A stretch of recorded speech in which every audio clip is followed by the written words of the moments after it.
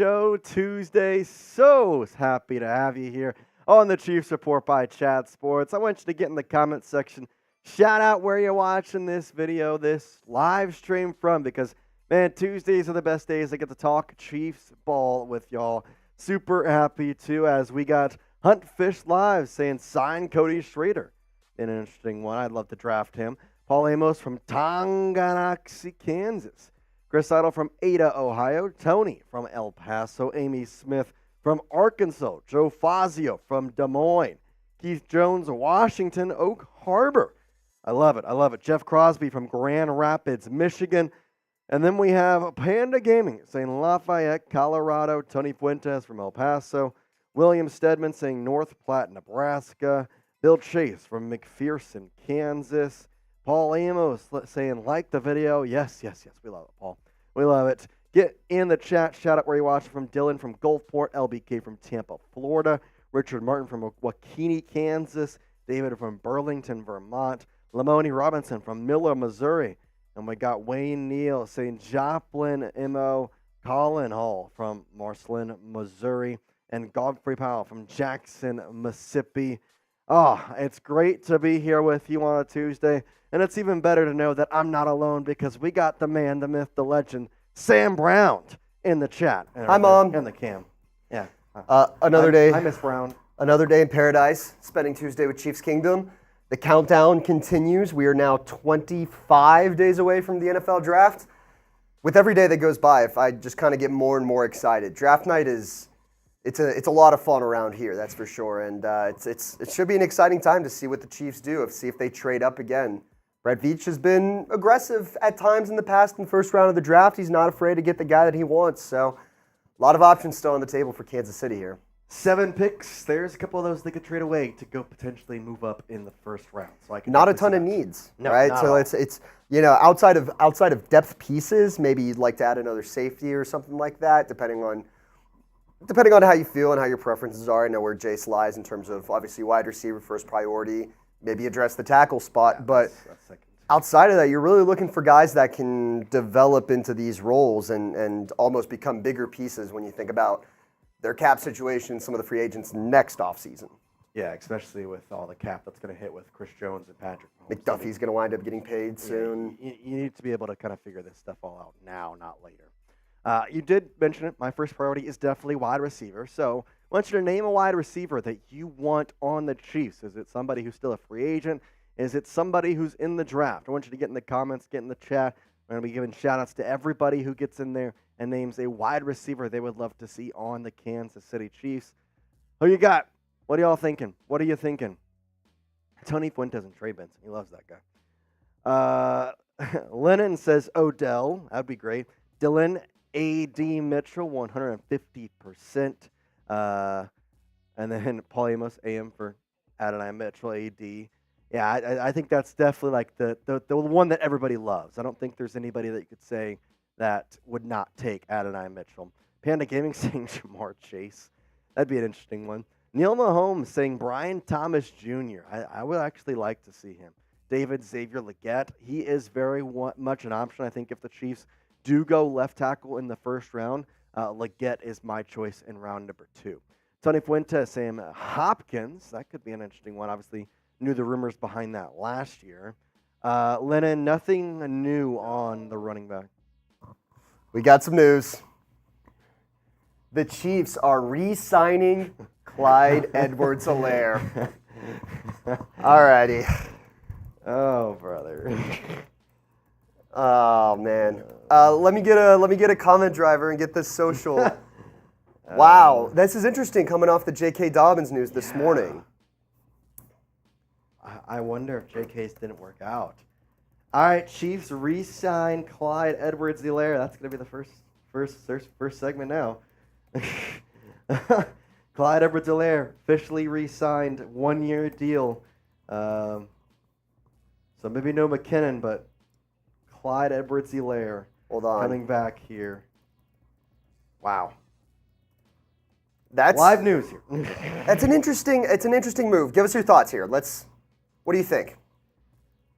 Honestly, it's one that I didn't expect just because I really did like J.K. Dobbins. I mean, that's the one that I truly, truly thought was going to happen. I know that Clyde is a great running back. I'm not going to say that I dislike him at all or whatever, but I will say that I think Clyde is a step down from J.K. if J.K. is healthy. This is interesting, though, the timing, though, like you mentioned. Because of the J.K. Dobbins news this morning, I'm kind of confused in some facets because did they not have a good meeting with J.K. Dobbins and this was their sign? Okay, let's get Clyde Edwards-Helaire back. Or was it a good one and they're saying, okay, get Clyde now and we'll get J.K. and boom, our running backs are filled out there. So interesting signing here. They could still sign Dobbins, though. Definitely could still sign Dobbins. So I don't think that's going to be out of the picture, but I do think right now it's a little less likely. So we're going to start getting that stuff together and talking about that. Joey J.K.'s ACL didn't show up. Yeah, his ACL, his MCL, his meniscus, his Achilles, everything in that right leg has been torn to pieces. Optimistic James saying, nah, it's perfect for Clyde. Bill Chase grading it an F.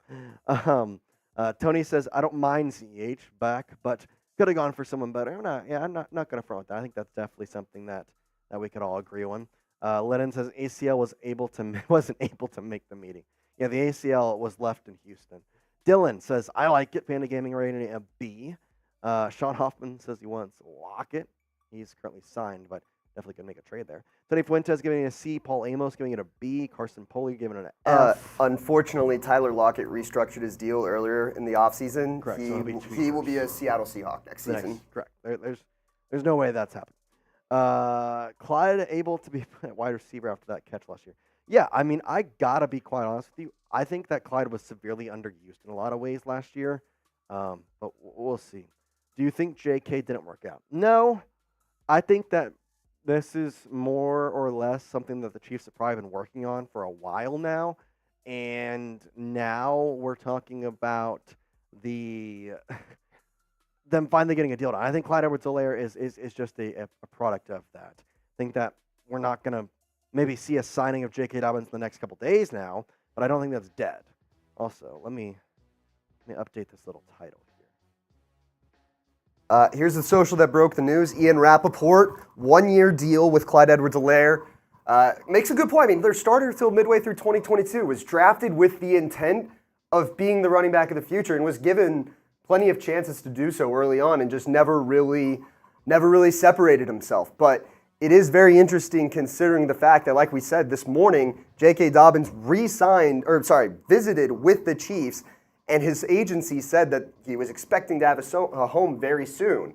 I think people maybe connected the dots a little bit, right? Thought that might have been Kansas City, but now with CEH back, I do think it takes a little bit of a hit. I agree 100%. With Jays. It's not dead, but that's kind of the role that you wanted J.K. Dobbins in, right? As that complimentary back. And I will give CEH his flowers.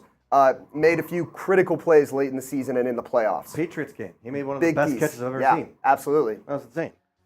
I mean, hey, there you go. This is kind of wild, just the timing of it. It's so odd because you had the meeting with J.K. Dobbins this morning, and then boom, you re-signed CEH. So I'm not saying it's a bad move. I mean, if you watched the video this morning, you know that I said I've wanted CEH or I've wanted McKinnon back. Literally, I've said that countless amount of times. I wanted one of them back. They got one of them back. I think now you don't go after Jerick McKinnon. I think your second or your third string back is found in the draft.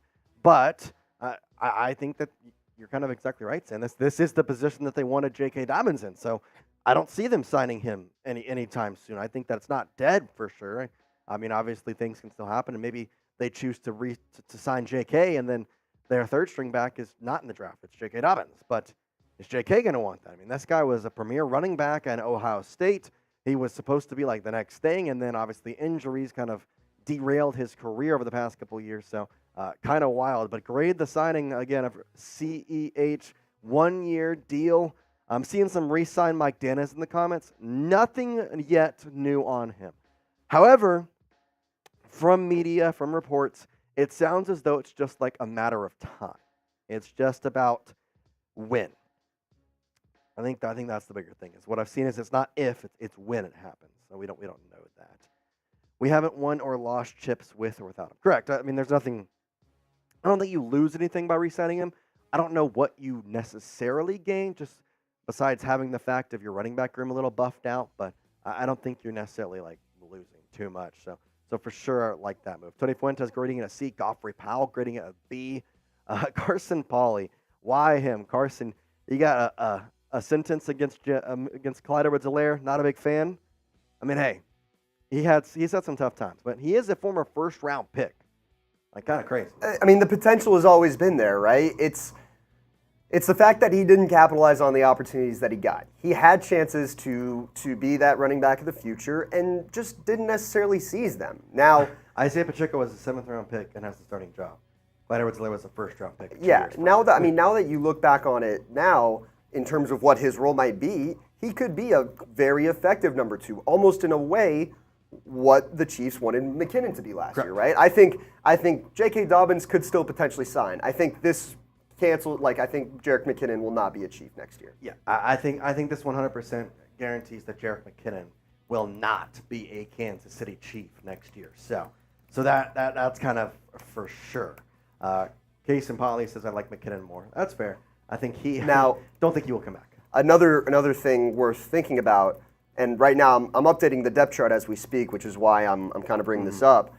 Do they give him that RB2 job right off the bat, or is it potentially, La'Mical Pirine is the other back on the roster. Is it a sure thing that he is RB2? That I'm not quite so sure. Yeah, the only thing that I'll bring up to that statement is when McKinnon got hurt in the latter part of the season, it was very clearly Clyde's spot at number 2. Yeah. They had Pirine up there. And I think that's not what we expected either. No. I think we more or less thought it'd be a combo show at RB2. We'd see a La'Mical Pirine every now and then, but he wasn't there. And you even want to go back further, in the Germany game, they had CEH was out. Yeah. And McKinnon was the main back. They had La'Mical there, but he never played. He only played and was like 3 snaps. So yeah, I don't know. Is it more or less do they not trust La'Mical? I don't know how much faith they necessarily have in him. But that's also, I think people don't realize sometimes with the NFL, sometimes teams really have seen all they've seen from a player, and fans will be like, why aren't we giving this guy a shot? Sometimes those players get shots in practice, right? It's one of those weird things. I'm not necessarily ruling it out. I think La'Mical Pirine has potential to be a good complementary back in this role. He also averaged 3 yards a carry last year in the chances that he was given. I think it was 22 carries for 70-something yards. That's not going to do it. that's not going to do it. Yeah, no. It's certainly not. So weird. I mean, hey. Wait, what are you going to do? That's the way it goes in the NFL. It's a business. I certainly do not mind having Clyde Edwards-Helaire back, and I think the bigger thing here that we may be missing, we all know this. I say we all. I feel like most people do recognize this. Patrick Mahomes loves Clyde. Loves Clyde Edwards-Helaire. They're always in the clubhouse together. They're always talking. They're always around each other. Deep dark conspiracy theory. Is this the Chiefs' way of letting Patrick Mahomes know that they might cut Justin Watson? Hey, we're going to give you the running back, but unfortunately, we got to do something else. So. Yeah. By the way, Jerick McKinnon, man, that's crazy. Hit the news real quick one more time here. We're going to remind you as well to get your questions in later on in the show. CEH, back with the Chiefs. 1-year deal just agreed upon, about 10 minutes ago? Yeah. So we're about to get into a cut breaking it down, but also want to remind you about our mailbag later on. So #Chiefs, skip the line, send a super chat, skip the quay, get on the show. Yep, you thought I was going to go 2 weeks in a row. You thought I was going to go 2 weeks in a row. #Chiefs for super chat. Get on the show. Ask about CEH. Ask about the running back room. We should let them know, Jace, too, by the way. The mailbag goes out later in the week. A lot to unfold with the Rashee Rice situation. Rashee Rice questions will probably be off the table here today, because there's a lot that can change between now and the time the video goes out. I don't want to say anything that's off base in 2 days. That would look bad all around. And there's no point in touching on it when we don't know the full details, I think, is the bigger thing that we got to get behind. But on the other hand, we haven't gotten our super chat or our first super chat of the day. If you do, you're getting a personalized Chiefs shot. That's pretty dang good. Who doesn't like a Chiefs shot? I love a Chiefs shot. On a Tuesday? How many places are going to be doing that? None. None. All right. Yes, I see it. Yep, I gotcha. Yeah. Yep. That sounds like a good plan. Let's dive in. All right. Let's talk about the latest here with. All right, we'll wait. We're going to talk about Clyde Edwards-Helaire in just a second, but yeah, Clyde Edwards-Helaire, 1-year deal. Man, have they said the money on it at all? We seen that anywhere? I don't think so. I'll take a look. I'll keep an eye throughout the show, and if it happens during the show, then I'll go ahead and include some sort of tweet about it or some sort of update. Mm-hmm.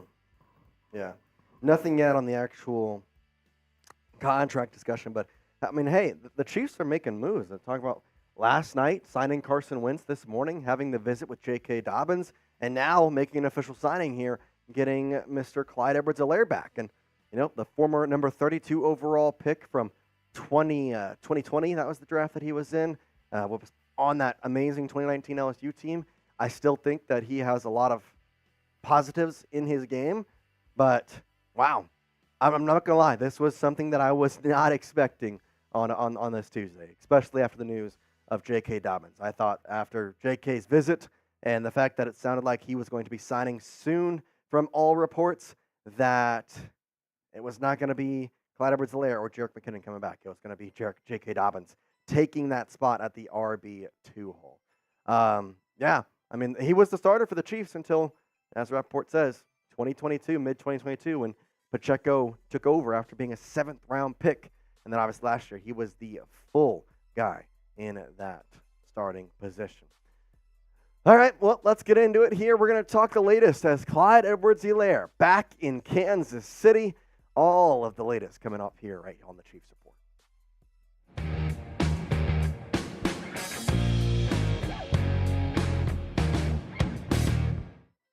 Breaking news, Chiefs Kingdom. Clyde Edwards-Helaire has re-signed with the Kansas City Chiefs.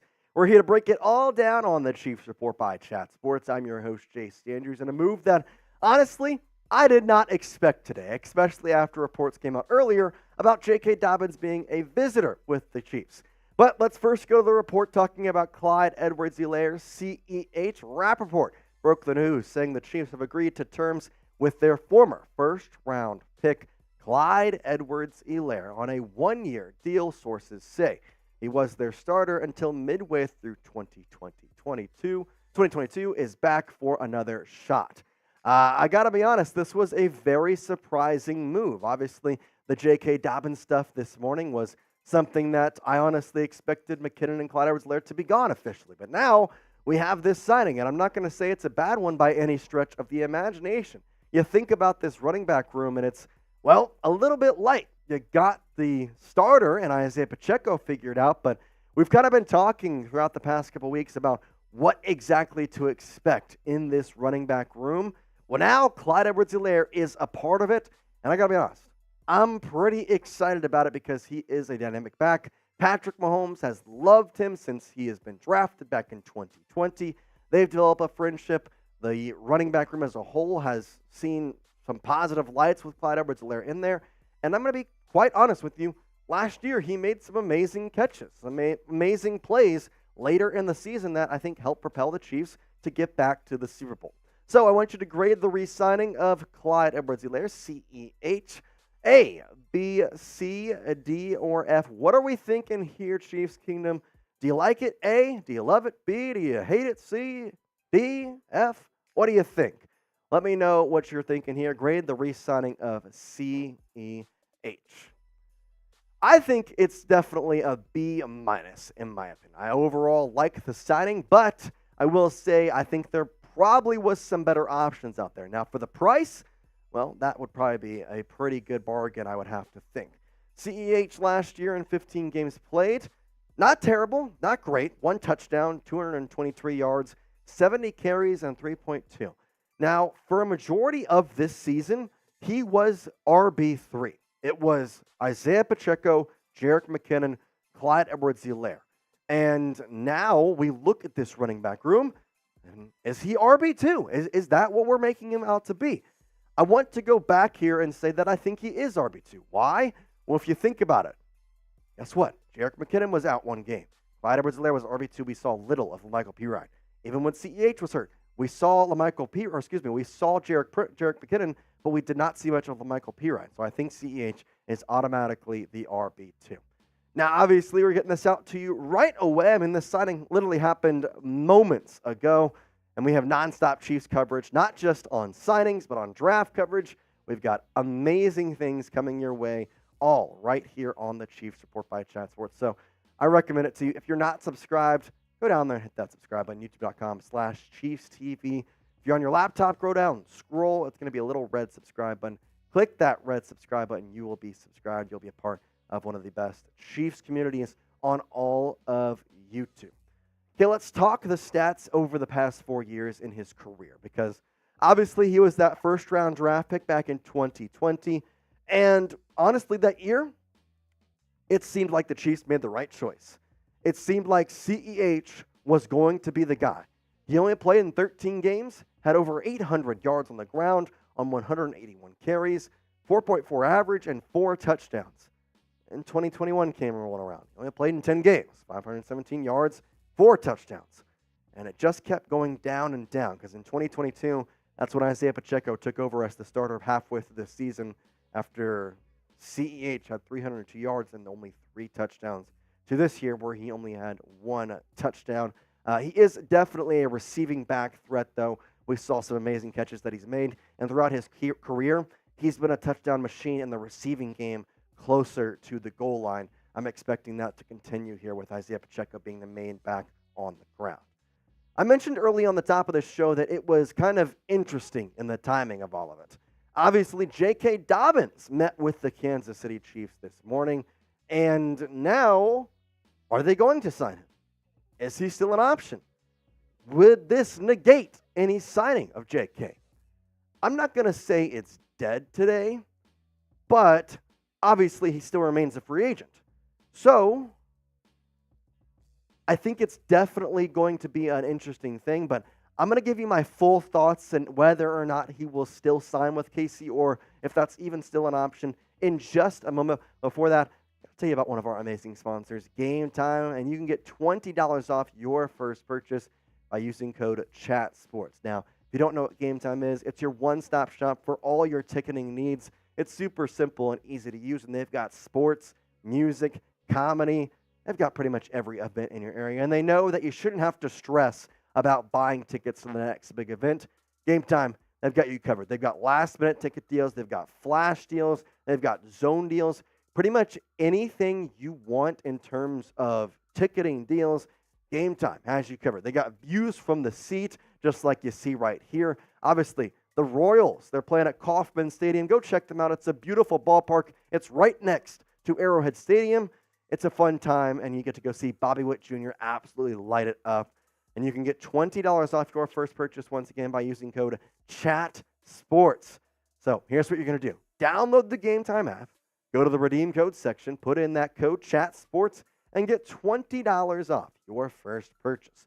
Terms apply. Again, create an account and redeem code CHATSPORTS for $20 off. Download Game Time today. Last-minute tickets, lowest price, guaranteed. I love Game Time. You should too. Go check it out. We'll have the link in the comments in the description of this video.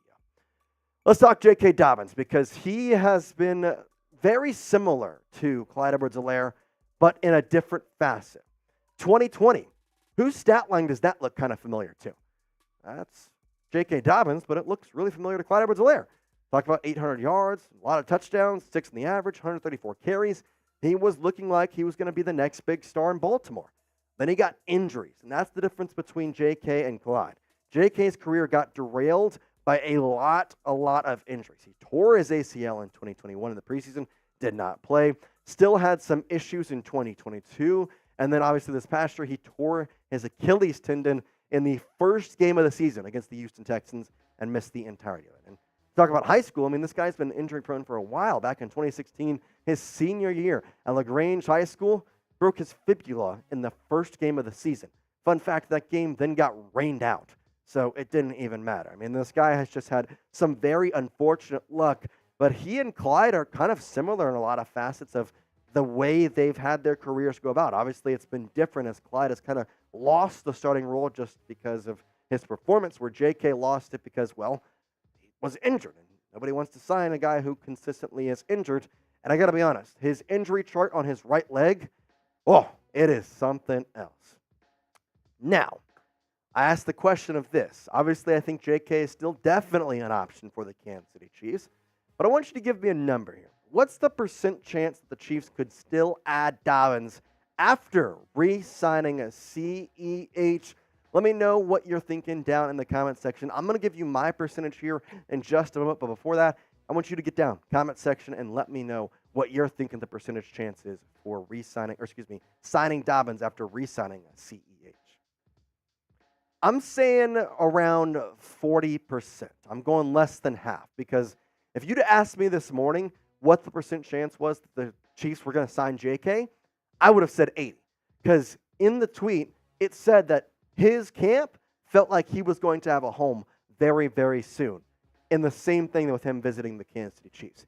He did visit the Chargers a couple days ago, so maybe he lands still in the AFC West, but I think that goes down a lot after you sign Clyde Edwards-Helaire, because I do believe that JK will be a little bit more expensive than people are realizing. I know his injuries are something that are very much something to keep an eye on, but this guy is a talent, and we haven't exactly gotten to see him play at full potential. So I think overall, we know what he did at Ohio State University. People are just trying to find that in the NFL. We really appreciate you watching here on the Chiefs Report because, man, we're getting videos out to you on the daily, and whenever breaking news happens, we're putting them out there. So you see it flashing down there on the bottom of your screen. Hit that subscribe button, youtube.com/ChiefsTV. Carson Wentz signed last night. They had a meeting with J.K. Dobbins this morning. They now re-signed Clyde Edwards-Helaire. Things are happening in Kansas City as Brett Veach, he has no sleep. And so guess what? Neither do we. Hit that subscribe button, Chiefs Kingdom. We appreciate you. Peace out.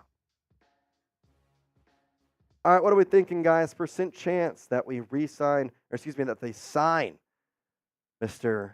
J.K. Dobbins after re-signing CEH. Bill Chase saying 50%, Paul Amos saying 50%, Josh Plemo saying 60%, Tony Fuentes saying 4% or 40%.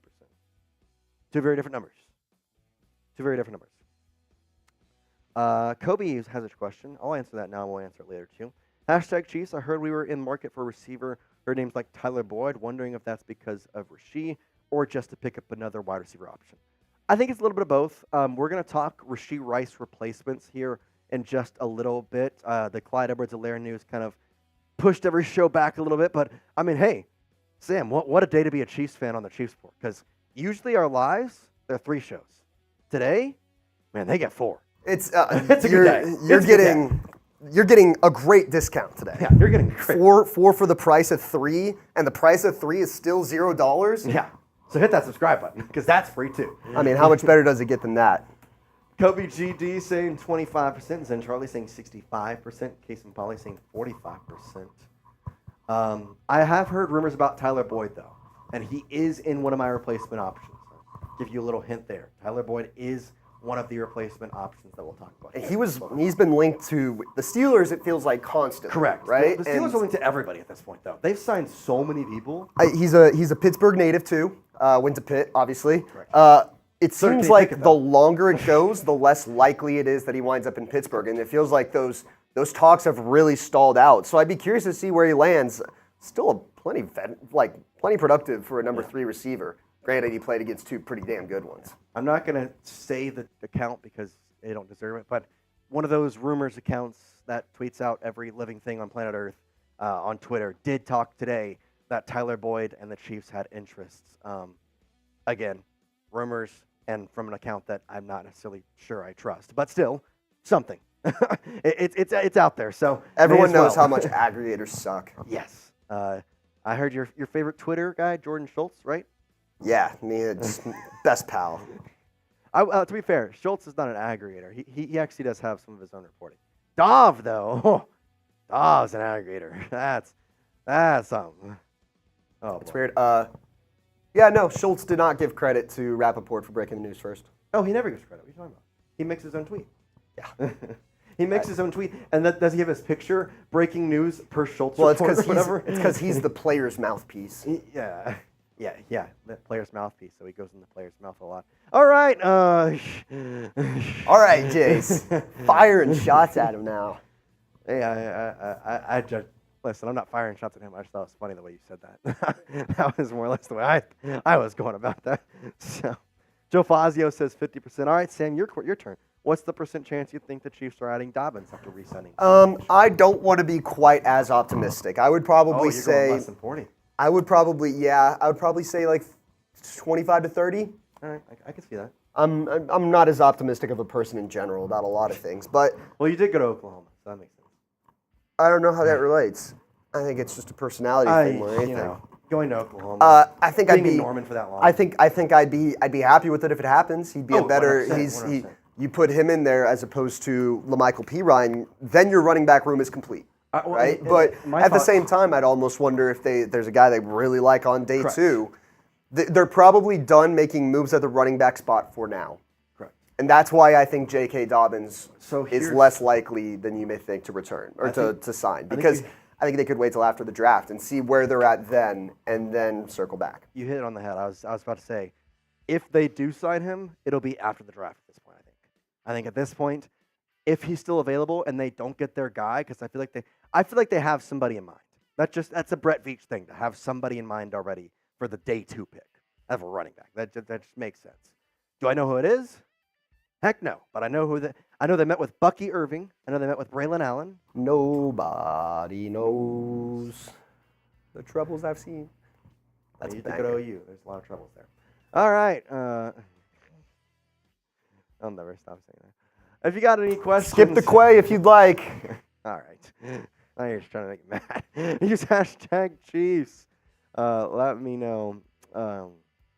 There's a 60% chance to get OBJ and Dobbins, says Josh Clemens. I mean, the good part is now we're getting into our regularly scheduled program. So Our first segment. Wow. for a second, I thought we weren't going to be able to use this graphic, but we can show them what's coming up live now. Yeah, this is still what's happening. We're going to talk Rashee Rice placements. Going to give you a mock draft with a trade up. Haven't had one of mine that I've done a trade up in. Obviously, we watched the Athletics one where Mr. Nate Taylor did some double trading up, which was weird. But Wheeling and dealing. Yeah, I only made one, and I thought mine was a little better. But we'll talk about it. Chiefs mock draft, obviously, and then obviously again, you can skip the queue and use hashtag Chiefs to get in on that mailbag in the later part of the show. Right now, I can guarantee, of course, Tony Fuentes will be Tony in. is always in there. Bill Chase said hashtag Chiefs. Let's talk mock drafts. We So are. we might answer that question then already by doing the mock draft. Do we just put that on top of the mock draft? Bill, if you get Leave another off. one in there, I'll get you on.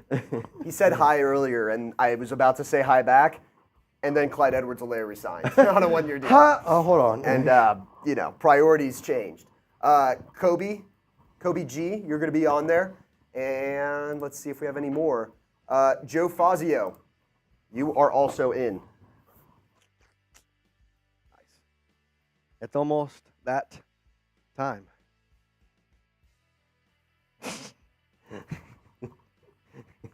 Sam hates me. All right, Rashee Rice replacements here. Coming up, I did mention Tyler Boyd, a little bit of a sneak peek, so let me make sure we got everything ready for this show. And No spoilers, though. Yeah, no spoilers. No spoilers. We will get you the latest here. So, our first segment officially coming up here. Rashee Rice replacements on the Chiefs Report. Chiefs Kingdom, what's going on? Welcome into the Chiefs Report by Chat Sports. I'm your host, Jace Andrews. And, well, the Rice situation continues to kind of break down and evolve and get a little bit more of a idea of what's happening. But as of right now, he is a potential suspect in a hit-and-run situation in Dallas, Texas. And so, what could happen? Well, a suspension is possible for Rice. And so with that, coming up on today's show, if Rice does get suspended, who could replace him in the wide receiver room? We're going to talk about all that right here on the Chief Sport by Chat Sports. Once again, I'm your host, Jace Andrews. Really do appreciate y'all watching. And before we get into my 5 replacements that I could see for him, I want you to name a wide receiver that you want the Chiefs to sign, draft, whatever. Name somebody you want to see on the Kansas City Chiefs in 2024. Do you have a name in mind? Well, now's your time to get it down in the comments section and let me know before I start revealing mine. Let's start off with the first one being OBJ, Odell Beckham Jr. He's been a guy long rumored to be joining the Chiefs. Could now finally be the time if Rashee Rice is suspended. He fits the bill in terms of being that gateway piece for however long Rashee Rice is out. He had a decent season last year in a Baltimore offense that really went heavily through Zay Flowers, and in my opinion, not the greatest of throwing quarterbacks. Lamar Jackson, not saying he's bad, but when you compare him to Patrick Mahomes, very different. 560-plus yards, an average of 16 yards per catch. Again, I'm an average guy. I like it. 3 touchdowns, not too shabby for a guy coming off some ACL injuries, obviously, after the Super Bowl where he played with the Rams and Torrent. And I think he'd be a really, really good fit with the Kansas City Chiefs. Obviously, the past 4 years has kind of been where his career has been a little bit of a left turn. Back in 2019, that Browns season that looked like he was going to be just well and fine in Cleveland, 1,000 yards, 4 touchdowns, 14 average, 74 receptions, and then blank. 2020, 7 games, 319, shortened season, yes, but didn't play well. And then spent 2021 with the Browns and the Rams, did finish as a Super Bowl champion over the Cincinnati Bengals and Joe Burrow. Haha, Joe Burrow, you stink. But 5 touchdowns is not great. And then you follow it up after the injury-torn ACL gets back to 2023. 3 touchdowns, 565. Once again, he's been long rumored to the Chiefs. It's been talked about multiple times throughout multiple different parts of his career, most notably being last year. I mean, we talk about the times. I mean, how many times did Harrison last year talk about Mr. OBJ potentially signing with the Chiefs rather than the Baltimore Ravens? Obviously, that did not happen. Why? Well, the money just didn't work out. The Chiefs' contract situation last year wasn't as good as it is this year, to be quite honest with you. With L'Jarius Sneed gone, I know Clyde Edwards-Helaire being re-signed has taken a little bit of money out of the cap space total, and then obviously Carson Wentz is going to take some money, but I mean, you're still looking at $20 million right now alone to go out and get some people. $8 million of it may cost you a little bit in the draft, but that's more than enough to go out and get a guy like Odell Beckham Jr. Last year had the 1-year contract of around $19 million. I'm expecting his contract this year to be a little bit less than that because the way he performed, his age, getting up there, I'm saying a 1-year deal, $12 million. I think that's very reasonable. In fact, if you wanted, probably could add in some incentives on there, maybe make it a 1-year deal worth up to $15 million, $16 million with some incentives. But you think about Marquise Brown, that's a 1-year deal worth $11 million at most if he earns every single incentive. So is OBJ going to be worth more than that just because of his name? I don't know. Are the Chiefs willing to pay that? Well, we'll have to kind of find out. Obviously, if Rashee Rice does end up getting suspended, that takes a much, much different turn in a lot of different situations for Brett Veach. All right, Michael Gallup is the number 2 guy on my Rice replacements because currently a free agent, had some visits with a couple teams after being cut by the Dallas Cowboys most recently. And last year, played in all 17 games and was effectively just that third option for Dak Prescott. I mean, CeeDee Lamb was wide receivers 1 and in some ways wide receiver 1 and wide receiver 2. He had 418 yards, had 2 touchdowns, 12.3 on the average, 34 receptions. He wasn't bad. And I think if you put him with Patrick Mahomes, he kind of reminds me of a Justin Watson type receiver, just maybe even a little bit better. I think his ability to move with the ball is better than Watson, yet his receiving skills are similar to him. And overall, Gallup has been stable at being a solid wide receiver. 400-plus yards in the past 4 years. Obviously not playing a lot of games in 2021. But you talk about 2020, 105 targets, 59 receptions, 843 yards, 5 touchdowns. I mean, that's really where a big thing was before he tore his ACL. And so I do think that Gallup as a whole could be a good fit. I think that it works out well. And you talk about the Chiefs and the way they are able to just kind of get these guys and put them into really, really good situations and make them, guess what, fit the mold of a Kansas City Chief. I think Michael Gallup could fit that mold almost perfectly. All right, number 3. Well, who could that be? Well, I'll tell you a hint. It's not somebody that is currently a free agent. What do I mean by that? Well, you'll have to wait and find out because I got to tell you about amazing place to go get your tickets. Game Time. I'm using it pretty much every single day now. I'm going to events left and right. Obviously, college basketball just getting to the end stages here with the Final Four. And, I don't have to worry about buying tickets to my next big event when I have Game Time because it's the fast and easy way to buy tickets for all the sports, music, and comedy events, not only in my area, but your area. They got you covered. They got killer last-minute deals, all-in prices, views from your seat, and their best price guarantee. Game Time will take the guesswork out of buying tickets. The Royals, guess what? They're playing at Kauffman Stadium, and you can go get some tickets to watch them play the White Sox. It's a little bit of a nice interdivision rivalry right there, so go check it in there. Go check it out. And tickets are relatively cheap. You can use code CHATSPORTS for $20 off. Guess what? You're going to go for basically free. You can have your extra money to go get yourself a hot dog, go get yourself a nice cold Coke. It's going to be a nice day at the ballpark for you, Kauffman Stadium, a beautiful place to catch a game. Plus, Bobby Witt Jr. is mashing the ball right now, and it's a nice place to go. And Game Time is going to have you covered because they've got Royals. They've got every single event. You got a concert you want to go to. You got comedy events you're looking to go to. Guess what? Game Time has it all. They've got flash deals, zone deals, and last-minute tickets like you've never seen before. I'm a guy who doesn't like to plan. Game Time is my app because last-minute deals, well, it's the perfect place for that because I don't like to plan. Game Time's got me covered. Download the Game Time app today. Create an account and use code CHATSPORTS for $20 off your first purchase. Terms apply. Once again, create an account and use code CHATSPORTS. Chat Sports, no spaces, for $20 off your first purchase. Download Game Time today. Last-minute tickets at the lowest price guarantee. It is A.D. Mitchell at number 3, and that's why you can't sign him right now because he is going to be drafted in this month. Yes, we are in draft month. Now, I will say this. In light of his combine and him running a 4.35, you're probably going to need to trade up for him. That's what you're probably going to have to do. Projections for his 40-yard dash time were nowhere near that. Literally not even close to that. And now it's going to be a lot harder to go and get him. Now, that's not saying the Chiefs can't do that because he's still on that 25 to 30 range. And we've seen multiple times where the Chiefs could make a trade up. It wouldn't be that hard to move up 8 slots. I mean, that's at most what we're talking here. AD was great at UT in the one season he had there after transferring from Georgia. Past year with the playoff horns, 845 yards, only had 1 drop. I don't know about you, after the absolute hell we witnessed this year of Drop City in Kansas City, yeah, that's nice to see that he only had 1, which again is better than Xavier Worthy, who had 5 drops last year, and to me is the same receiver as Marquise Brown, which is why AD to me is clearly the choice for the Chiefs.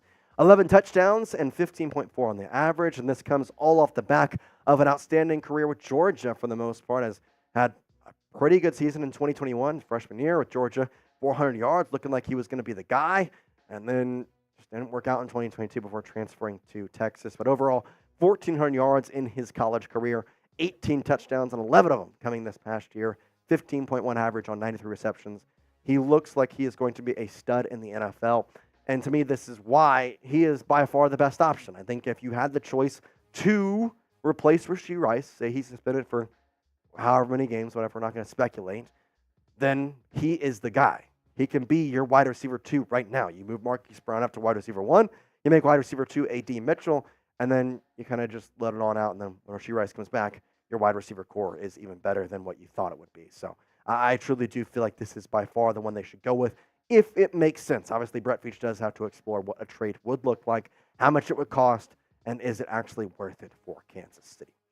Let's go to number 4 here with a guy who has been recently rumored to be linked with the Kansas City Chiefs, Tyler Boyd.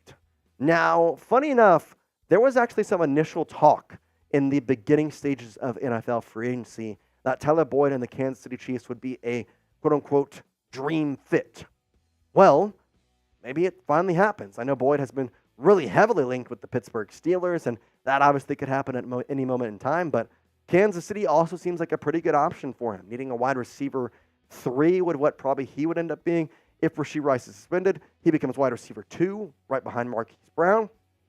And I keep saying this, and I don't know if people realize how good Patrick Mahomes is, but you think about this past year and the wide receiver core he had, and he made them Super Bowl champions.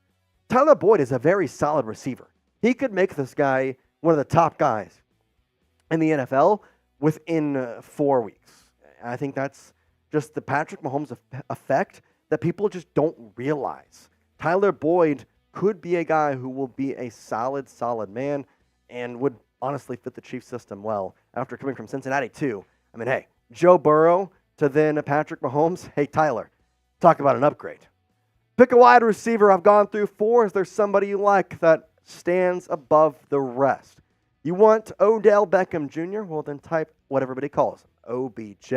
Michael Gallup, type MG. Adonai Mitchell, just type as what you call him, AD.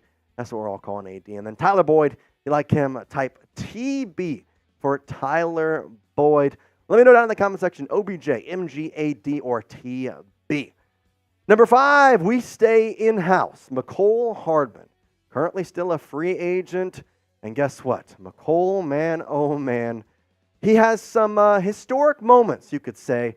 None bigger, though, than his Super Bowl. And I honestly would not mind having him back whatsoever after this moment. I mean, he was the game-winning receiver. He caught the touchdown that won the Chiefs in overtime, the Super Bowl against the San Francisco 49ers. Why not bring a guy like that back? Why not, replace a Rashee Rice guy with him? Because in all honesty, he kind of fits that role as well. And we talked about last year, they let him go in free agency just to trade for him back, and he ended up catching the freaking game-winning pass in the Super Bowl. Re-sign him. I mean, what are we doing here? Last year, again, I mean, it wasn't great stats. I'm not going to say that by any stretch. Don't think he was supposed to be great. But 14 receptions for 118 yards when you were with another team for half the season, that's not bad. That's not bad whatsoever. I think I would take that 8 times out of 10.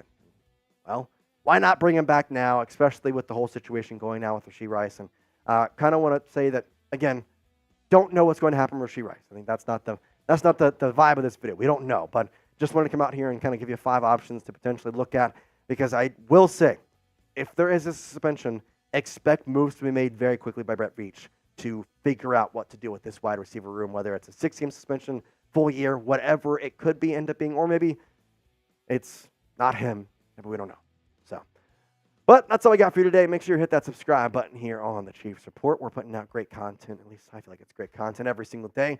Sometimes twice a day, sometimes 3 times a day. But either way, we're getting videos out to you as quick as humanly possible. So we appreciate you, Chiefs Kingdom. But for now, peace out. Pick a wide receiver. What are we thinking here, guys? OBJ, Michael Gallup, AD, or Tyler Boyd? Got some A. Mitchells. Got some John Clifford saying Tyler Boyd. Hakemo saying AD. Tony Fuentes saying TB for Tyler Boyd. I think it's a good one. Sam saying number 3 and 4, AD and Tyler. I think AD and Tyler would be a good combo. Like, if Rashee Rice is suspended for the whole year, again, we don't know that, but we'll start talking about stuff. I think you sign Tyler Boyd and draft AD Mitchell. I think that's your if he's gone for the whole year, I think that's what you do. Yeah, I'd be shocked if that were the case. I would as well. Just because, but it's not out of the realm of possibility to think about what this roster and what this wide receiver room potentially looks like without him. So here's the way that he gets the year, and again, obviously, we don't know. I just wanted to kind of lay out the facts here. Looking up Texas law, because of course you become lawyer experts when your receiver gets into trouble.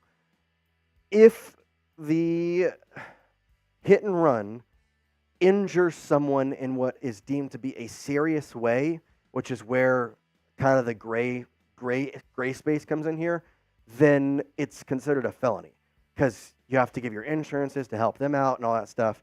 And obviously he left if that was him. And so that would cause the potential for him being gone for a year if it's felony. Now, if it's someone if no one was injured, it's a misdemeanor.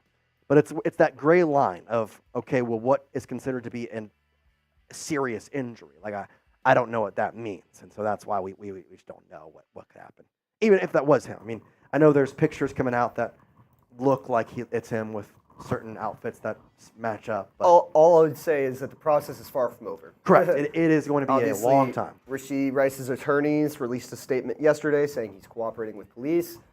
Haven't really heard much since then, outside of the fact that Schefter put out this morning.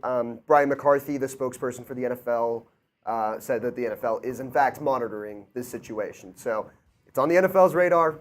It's on everyone else's radar. Things will happen over time, and we're going to bring it to you here. I think. I was going to say something. What else was I going to say? Chiefs. Now you're just keeping me on the edge here. The suspense. Bro, I was going to say something.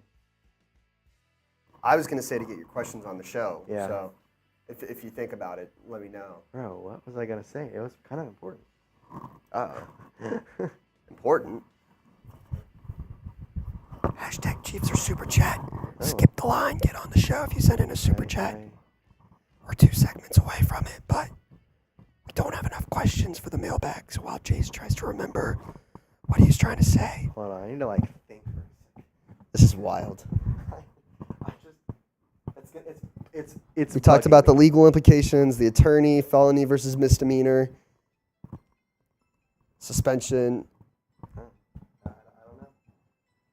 I can't wait for this thought to come back into his head. And he's going to be like, what? That's what I was thinking about. I truly don't know. Like, it was Rashee Rice, attorney.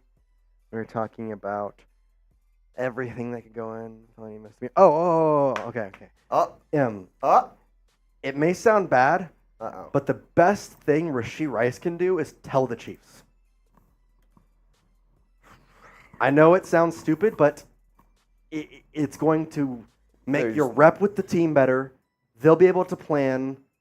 Like if you just tell the Chiefs right away, at least. Obviously, I know from a lawyer's perspective, they would never allow you to do that because that's not how it works. But in my mind, it's not going to happen. But that's the best thing Rashee Rice could do for the Chiefs. It's just tell them. We're going to hit the Clyde Edwards-Helaire news here real quick, but some other NFL news. Julian Blackmon re-signs with the Colts. 1-year deal. There you go. Interesting. Tuesday in April. And we get some. This is where we get all the free agency news? Yeah. What's next? Tyler Boyd to the Steelers? Let's not put anything past anybody at this point. But CEH, talk CEH for us. CEH. I think overall, again, going back through it, it really does diminish the fact that J.K. Dobbins will probably not end up in Kansas City. Through my mind, this was the guy who was similar to J.K., but unlike J.K., Clyde Edwards-Helaire has been with the Chiefs the past couple of years. He's been in the clubhouse. He's been able to talk with Patrick Mahomes, and Patrick Mahomes loves CEH. So I think it's going to be able to work out in a lot of ways. He will be RB2 in my mind, and that sets up a lot of different things. Sam, just a second. I'm going to go tweet out the link for that. Ooh, that's a good call. In the meantime, this is why you subscribe, right? Like the news broke 7 minutes into our live show, and we already have a video out on the channel. I actually wanted to show them the thumbnail too, so that if anyone's watching right now, they missed the full video. After the show, just go back and watch this video as well. Support the show, but the news broke. We got graphics together. The guys behind the scenes, shout out to Mr. Jake Chipper and Mr. Nick Roloff. Nice. Got us a description, a thumbnail, got it all out on the channel. But that's how much we care about Chiefs Kingdom and getting you up-to-date information all throughout the offseason. Free agency, the NFL draft, like I said, 25 days away, and it's going to be an absolute bonanza here at Chat Sports. So don't miss out on any Chiefs coverage. Subscribe now. Turn on your notifications. That way, anytime a video drops, you can watch it. Anytime we go live on Tuesdays, you can just jump right in, join the party. And it's a great time. Bringing you content every single day. We've already put out 2 videos today. Probably going to put out 2 more tomorrow now. I was about to say, now that we've already put out 2, we're going to have 2. We had 3 yesterday. Yep. We have 2 today already. Yep. We're going to have 2 tomorrow. Yep. And given that, we'll have 2 Thursday too.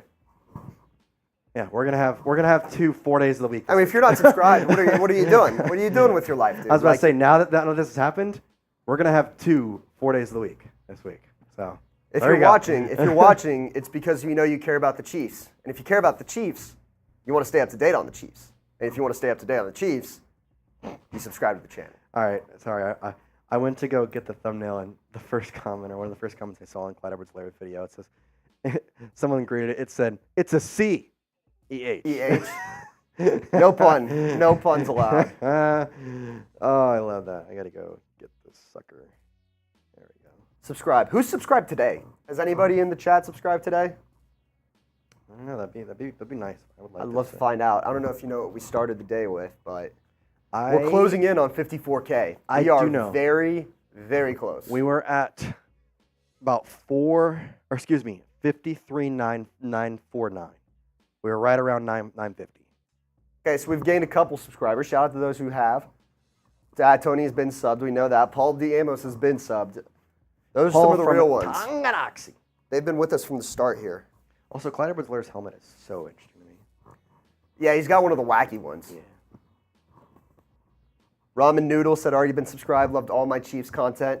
Hey, we do it for people like them. People who come every single week during the live shows. During football season, they're joining every single watch party that we do as we break down every single play of every single Chiefs game, every single season. Every single time. Every time. And we're having a party while we're doing it too. Subscribe if you haven't already. We're about to get into Jace's latest mock draft. Spoiler alert, one of the positions we spent a good amount talking about today gets knocked off the board pretty early, we'll say. Running back? That's as far as I can go. I won't go any further. Oh, man. All right, well, let's say we get into that. Shout out John Clifford, too. Been going on 3 years subscribed now. That's a real one. That's a real one. Sam's a real one. I'm a real one. You're a real one. Let's get into this real one video. How about that? Mock Draft 5.0. Yeah, I've got some interesting things cooked up in this one. I know we talked about the athletic mock draft. I like to call this mock draft my better version of that one. Yeah, maybe. No, that's enough spoilers. We'll let them. Go ahead. Go ahead. We're almost there. Well, now I want to know. Even though I'm about to talk about it, I want to know what you're going to say. All right. Well, it's basically a better athletic mock draft. So we'll say that. That's my mindset. We'll go into that. And if you watch the athletic video, you know what I'm talking about. But if you didn't, guess what? This is a brand new mock draft that you haven't seen some of the things I'm about to do. So make sure you're subscribed. And Sam, we ready? You can't see him? Oh, you can. He's shaking his head. I didn't see you up there. All right. Well, let's get into this mock draft 5.0. It's mock draft time here on the Chiefs Report by Chat Sports. I'm your host, Jace Andrews, and 5.0, man, we are in the month of the draft. How excited are you? I'm getting pumped up every single day we get closer. Man, I am just ready for Roger Goodell to get on that stage and hear those bells chime because I want to see who the Chiefs pick. And if you want to see more draft coverage, well then, hit that subscribe button because we've got the latest Chiefs draft news all right here. And if you want to know why, well, guess what? Latest Chiefs draft news, like I just mentioned. We have in-depth scouting reports on all the draft targets. And when they actually do draft, either these people or somebody else, we're going to have full reports on them, positional rankings. Plus, like you're watching right now, we're getting weekly mock drafts out to you. And obviously, it's all 100% free. So hit that subscribe button, youtube.com/ChiefsTV. You're not going to regret it. Trade alert right off the bat. I'm making a move because the Chiefs need to move up in the first round in my mind because there's somebody that I want and I'm going to have my way and go after him. Brett Veach, you should do the same. Here is what I concocted in the lab. The Chiefs swap first round picks with the Green Bay Packers, receiving the Packers' 25th overall pick in round 1. And the Packers receiving the number 32 pick from the Chiefs and the number 95 pick in the 2024 third round. And then the Chiefs getting a 4th round pick in return in 2025. Again, stockpiling those draft picks next year, I think is definitely an important thing to have as the cap space is going to become a lot thinner in 2025. And so, with that number 25 pick, I got my guy, A.D. Mitchell. It's very similar to the athletic mock draft we showed you just a couple days ago, but I think A.D. is the obvious choice, and that's why I wanted to put my rendition on this, because this is the first choice that I think everybody would like and would agree with. And maybe I'm wrong, though. Maybe I'm talking to people and they're looking at this right now and thinking, who hired this guy? I'd be asking the same question. Do you like my trade in round 1? Type Y for yes if you think that the Chiefs should do this and go after A.D. Mitchell. Type in for no if you think that was a stupid trade and the Chiefs should not trade up in round 1. A.D. Mitchell is by far the best receiver that the Chiefs could get. I mean, obviously, if they wanted to make a huge move, there's a potential Brian Thomas Jr. falls to like maybe 20. But are you really going to kind of risk a lot of picks to go up 12 spots? I don't think so. AD, you're going up 8 spots, 7 spots to go get him. I mean, this is a very simple trade that you can make. Like I said, there's multiple ways you could go about it too. Not just having the one way like I did where you're getting a round 4 pick. You could do a bunch of different things. Guy was great at Texas this past year when playing with the Longhorns. 845 yards, 11 touchdowns. And this guy was a very, very key threat in the corner of the end zone. Obviously played at Georgia in his time before UT and played in a lot of playoff games. Played in 5 career college football playoff games. Every single one of those games caught a touchdown.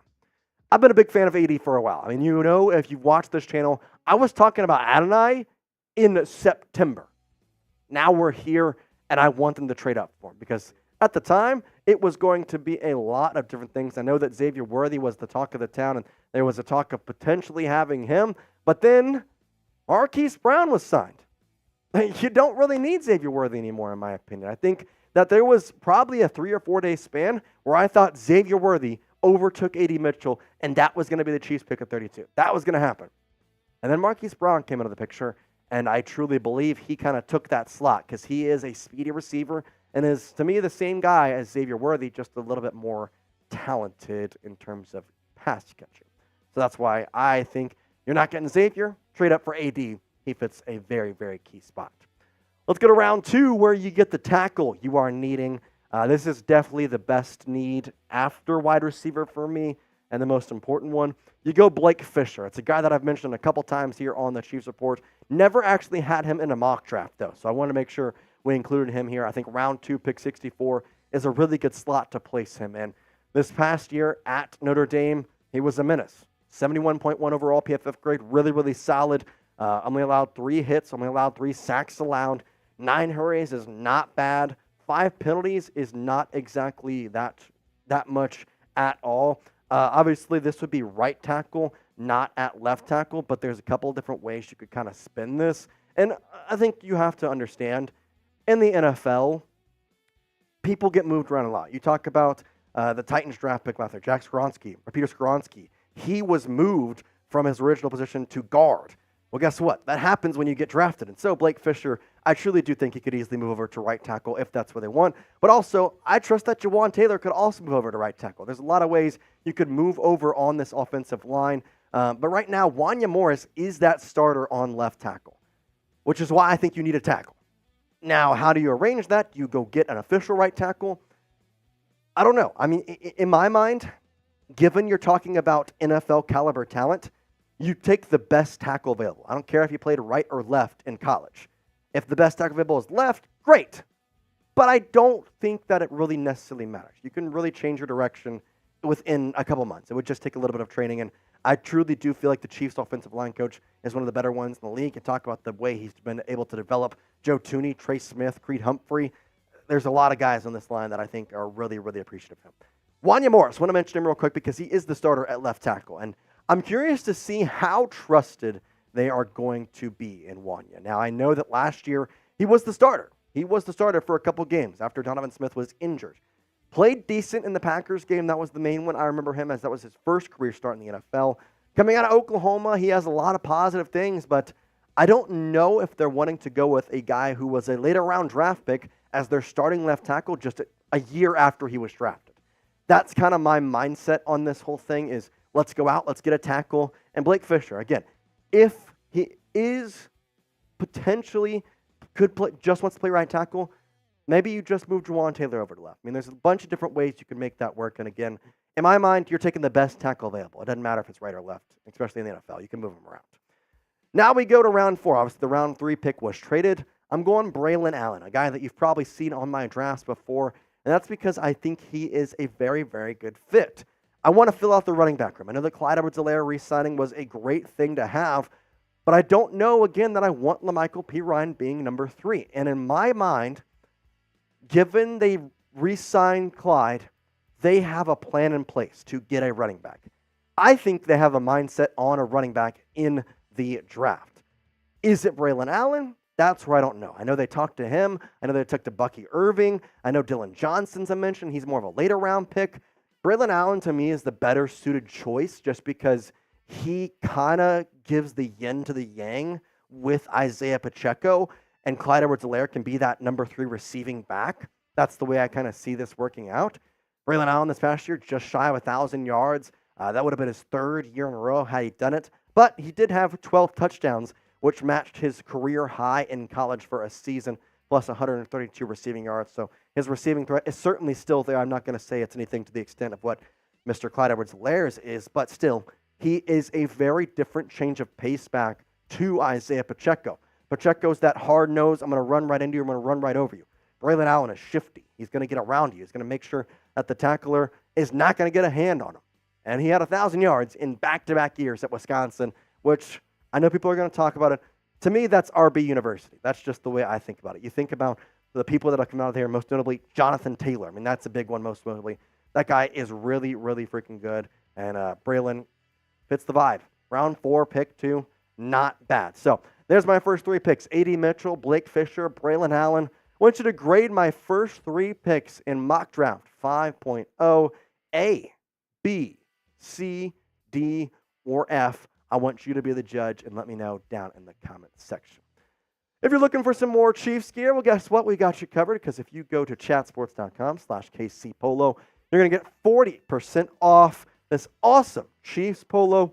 And it looks a lot like an Andy Reid polo to me. It looks like something that Andy Reid would come out here. The floral design, you know, Andy Reid, he loves his flowers. So you want to look like Big Red, guess what? They've got all types of sizes. It's 40% off, and it's something you can wear to anywhere. You're going out, you're going to look nice, and you're going to be able to support your 2-time back-to-back Super Bowl champions, the Kansas City Chiefs. Hopefully going to be 3-peat champions here in just a little bit. So once again, chatsports.com/KCPolo. We're going to put that in the link. We're going to put that link in the comments and the description of this video. So if you're looking for more Chiefs gear, I know I am. Go down there and hit that link. Let's go to round 5 with the first one in round 5. Chiefs having 2. This is where they get the tight end. And I wanted Ben Sinnott, I will say that, but I think the more important portion of this draft was tackle. And so after that, go running back now, Theo Johnson, a guy who they did meet with, by the way, at the NFL Combine. It fits well. The Chiefs love to have 4 tight ends on their roster. And currently, the 3 guys that I would expect to be on the actual 53-man roster, well, guess what? Like I said, 3. Kelsey, Gray, Irv Smith. Garrett Prince and Isaiah Gathings, both of them I expect to be practice squad guys. They want to carry 4 for the entire year. You get Theo Johnson, here's your 4th. Blake Bell, a free agent, probably not re-signing. Here's your 4th. I think that's a very clear one that you go out and you get and you say, all right, there's our tight end room. We got somebody that's pretty young in free agency, and Irv Smith Jr., who's just now 25, and Theo Johnson, you're getting out of a draft. Pretty well versed at Penn State University, 300 yards in back-to-back years. He can block, he can receive, and the number that I look at that really makes him stand out to me, his touchdown numbers. They improved every year. 1 in 2021, 4 in 2022, 7 in 2023. He's improved every single year. I think he is very much a touchdown threat when you get close to the end zone, and that's honestly nice to have in terms of a two tight end set. And you have Noah Gray. There's a lot of different formations that you could use to confuse the defense. Theo Johnson, I think, would be a very, very great fit at round 5, pick 159.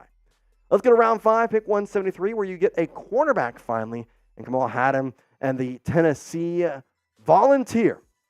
I think you're getting great value because Kamal, he is projected in some ways to be a upper echelon 5th round pick, potentially even a 4th round pick. I got him at the latter part of the 5th round. That's pretty dang good value. Now, Obviously, this comes after the L'Jarius Sneed trade. I know that L'Jarius Sneed was hard to be replaced, and it's not going to be replaced by Kamal, but it's somebody to have depth in. You trust Jalen Watson, you trust Joshua Williams, and this guy, pretty well. He had only 96 yards. That's pretty impressive. 12 completions on 33 attempts when he was targeted. Did only play 7 games this past year, 8 pass breakups, 3 interceptions, and a QB rating of 7. Whoa! This guy is nice at round 5. I mean, you think of that. Look at these stats. You're like, okay, this guy can be molded. And we know that Brett Veach has a knock for getting some top-tier cornerbacks later on in the draft. 6 interceptions throughout his entire career. 1, 2, 3. Funny how that works. He improved every single year, just like Theo Johnson. I think that's the bigger thing. I know that's something that people don't look at, but if you're improving every single year, that really helps. 1 pass breakup in 2021, 3 in 2022, and then 8 in 2023. This guy is what I think would be a perfect guy to have on the depth chart and potentially be that third-string cornerback in a way. Obviously, I think it's going to be one of those of you have McDuffie as the 1, you have Joshua Williams as the 2, and then you have Jalen Watson as like the 2.5. You bring in Kamal, you have him as the third guy to go in the rotation. All right, if you like what you've seen so far, you think this draft is going well, you think that you agree with all my picks, hit that like button. And pretty easy to know if you'll like my mock drafts or not. So go down there and hit that like button because, again, I want your opinion. I want to know what y'all are thinking. So if you hit the like button, I know that you're enjoying it. All right, let's talk about my round 7 pick, and it's a steal. Joshua Cephus, the wide receiver out of UTSA. Watched him in person a couple times this year. This guy is an absolute, no pun intended, road runner. This guy's got speed. He can do a lot of different things, and he's a solid late-round wide receiver. He's speedy, he's agile, and he's going to be a really good fit for kind of like, in some ways, what the Chiefs wanted Cornell Powell to be. They put him on the practice squad and then was hoping he would break in. And every year they were like, all right, here's the year. And he never did.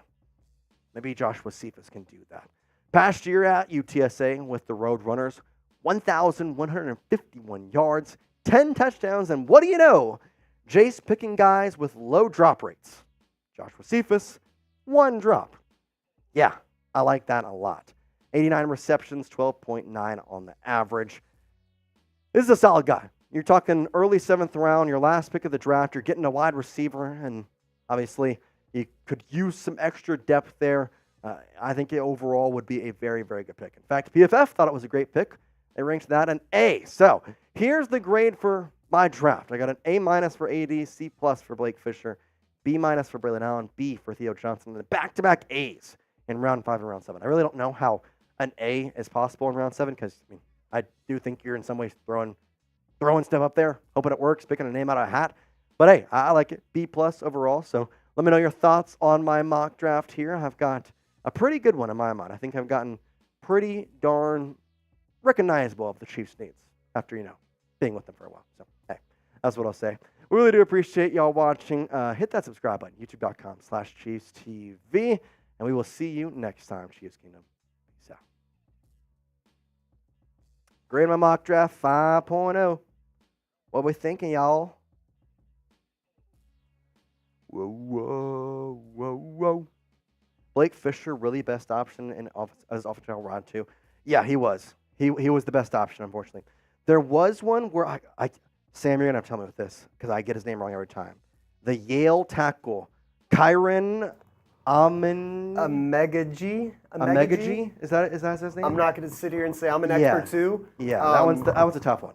Pop quiz. I'll give I'll Venmo $5 to whoever can name the last Yale player to be drafted.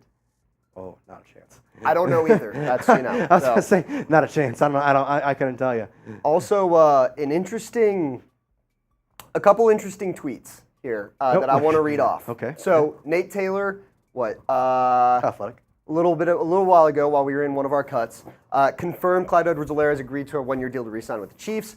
As for J.K. Dobbins, I'm told his visit today was productive for both parties. Perhaps a partnership that could happen later this offseason. I really do think this confirms what we're talking about of they're going to go through the draft and then potentially circle back to the position, which I think doubles down on what you just said. I think there's potentially a guy that they like that they want to see if they can snag in the back half of the round. I do. I think there's a guy in round 4 or 5 in the running back slot that they really like. I don't know if that's a Bucky Irving, a Braelon Allen, a Dylan Johnson. Those are the three guys that they have been linked to in terms of latter round running backs. If they get them, no need to sign JK. If they don't, JK, you're a Kansas City Chief. I think that's a very clear one to have. So, but interesting there. I've got another one from Chase Daniel then that I'm going to kind of tack on after that, which is interesting.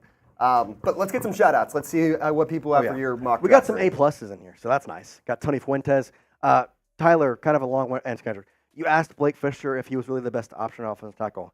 Kieran, I'm a whatever, the Yale guy. He was in one of the drafts that I have seen where he was available at round 2, pick 64, but he is also listed as a mid-tier round 2 guy. So you'd have to kind of get lucky to get him. Tezure saying D-. What'd I do, man? I'm getting A pluses, B from Panic Gaming, A from Paul Amos. So overall, I'm getting some solid ratings here for my guys. Tony says, I love it, Jace. Even I cannot come up with a mock draft that well. Thanks. RB is not a draft need, and trading up for a wide receiver is foolish and the deepest wide receiver draft class in years. Also the deepest tackle draft class in years. We need to go offensive tackle, wide receiver with our first 2 picks. Well, I did that. I did do that. I just did it the other way. I would wide receiver, offensive tackle. And I do agree. I think that this is one of the best wide receiver draft classes we've seen in a while. However, there is a humongous drop-off in my mind from A.D. Mitchell to Ladd McConkey, Troy Franklin, Keon Mitchell, Devontae Walker, Brennan Rice. I think there's a huge drop-off. And again, taking into account that Rashee Rice may not be there, this needs to be a priority. Because even with Rashee Rice, you have Rice and Brown. I don't know who I trust behind that. I don't trust Sky Moore. I don't trust Kadarius Toney. Justin Watson could potentially be traded, cut. We don't really know what's going on with him. He's good sometimes. He's bad other times. Justin Ross is still in the making. I don't know who I trust besides that. And so you're saying that if they do not have Rashee Rice, it's just Marquise Brown that I think I can trust. And he has not played a snap with the Chiefs. So I'm going up. I'm going to trade to get that A.D. Mitchell. I'm going to make sure that he is with the squad. But I definitely see your point. I do understand what you're coming from. Offensive tackle is also a very good position. And I think that those are the 2 positions that the Chiefs need the most. Which, funny enough, Sam, the 2 positions the Chiefs need are the 2 positions that, in my mind, are the deepest this year in this draft. Wide receiver and offensive tackle. That works out well. And if anything, kind of explains some of the moves that they've made in free agency. I think we expected maybe to bolster the wide receiver room a little bit more in free agency, but because of how the draft class is, you understand that, they'd rather find some youth at that spot rather than some veteran, because the youth they have right now is not good, right? So it's like a weird thing of getting a veteran that's good. You'd almost rather replenish the youth on the roster and still maintain that same quality. Correct. So, real quick, want to hit this. So, Nate Taylor obviously confirming this tweet. This is an interesting bit from Chase Daniel. Oh boy. I want you to read it off. He quote tweeted Nate Taylor's tweet, and this is what he said. Jace, read that off for me, and let me know what you think. AKA, let's bring J.K. Dobbins in as leverage to make Clyde Edwards-Helaire sign. AKA, let's bring J.K. Dobbins in as leverage to make Clyde Edwards-Helaire sign. I was that leverage in March 2017 after I got cut by Philly. I was in Dallas and the Jets flew me up first class to meet with them. And as soon as I got off the plane, my agent called and said they signed Josh McCown to a $6 million deal. Had the driver take us to Philly so we could move out of our house instead. That's life in the NFL. All right, that's so out of pocket, Jace Daniel. That's so out of pocket. I don't think that's what at all was going on. Do you kind of see? So I think there's 2 points you can make. A, this is not the same situation. Not at obviously. all. I get what he's saying, but B, I think if anything, it kind of doubles down on the fact that J.K. Dobbins is not a Chief. is not a Chief, and leverage looks different in depending on the situation. Josh McCown, I don't know if he had met with the Chiefs before Chase Daniel decided to fly out there or whatever. Josh McCown met with the Chiefs? Or with the Yes! Guys, we're signing Josh McCown. both things can be true. It can be life in the NFL without necessarily meaning that this is the exact same situation and J.K. Dobbins is just not going to be a Chief. But here's my thing. So is Chase Daniel incentivizing, or that's not the right word. What's the right word? I'm not sure. What's the rest of your thought? He was like trying to say, basically what he's trying to say is Clyde Edwards-Helaire was playing hardball and not wanting to sign back with the Chiefs, thinking he could get more money somewhere else. But the Chiefs wanted him back. I think it's more so. And then they just brought in J.K. Dobbins so that he would. Oh, sorry, I'll resign. Like I'm just like, what is he trying to? So the way I think it probably the timeline probably added up was the Chiefs said, "Hey, Clyde, we're going to give you 1 year vet minimum, not a lot of money, but you get to play with Patrick Mahomes. I dare you to find more money somewhere else to play with a better team, right?" He tries to go out, find that money, realizes he can't find that money. He tries to come back with the Chiefs and say, "Hey, I'll put my price down just a little bit. I'll sign for this much." Chiefs are like, "No, veteran minimum." Yeah. You bring J.K. Dobbins in, maybe they like Clyde Edwards-Helaire at that price more than J.K. Dobbins at the price whatever that price was going to be, because J.K. Dobbins is technically, I think, a better football player. Yes, I'd agree. Has had to deal with the injuries the entire time. So I think that's not to go behind the scenes or pretend I know anything of what happened, but I think they then came back to Clyde Edwards-Helaire and say, "Hey, we're thinking about signing J.K. Dobbins for this much money," and Clyde Edwards-Helaire probably hasn't gotten many offers from anywhere else, and he was going to take a veterans minimum contract wherever he went, right? So why not go with the best team in the NFL and the team where you're familiar with the system, you're familiar with the coaching staff, and you're probably going to get played. I think that's how that went down. Man, that's an interesting take. All right, real quick, we're about to get into our mailbag here. I want to make a deal. Ooh. Okay, so because of the extra segment, I got to run to the bathroom real quick. You do. I got to do what I got to do here. But every $5 super chat while we're gone, I'm gonna go ahead and go grab the Fireball if we get any on the way back, and we're gonna start doing some shots on a Tuesday. Because why not? Tell you what, if we get a $10, I'll do Merbonga. There you go. I want to get some deals going. $10 Merbonga. Plus you skip the line if it happens. Correct. You get to it's like a fast pass at Disney World or Six Flags or whatever you want to call it. I'm going to be back in like 2 minutes. Whoever sends in super chats, we're going to get the party started here. Let's go. $10 for Merbonga, $5 shots for Sam. Everybody! Shots. Everybody! Who likes it? All right.